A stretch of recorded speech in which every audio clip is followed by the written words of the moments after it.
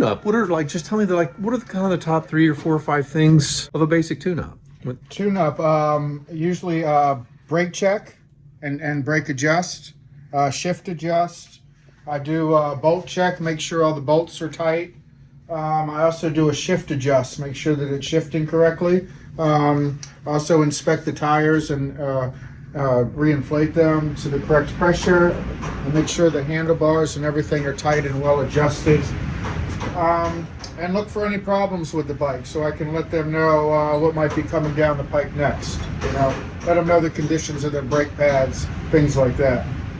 I mean, if a person skips doing their tune-up, I mean, something could, the brakes could start digging into the rotors, right? A bottom bracket could start, a whole lot of problems could start happening if you don't just do basic stuff, right? If you don't do your basic tune-up, it's going to cost you more money in the long run, because you're going to be replacing more parts.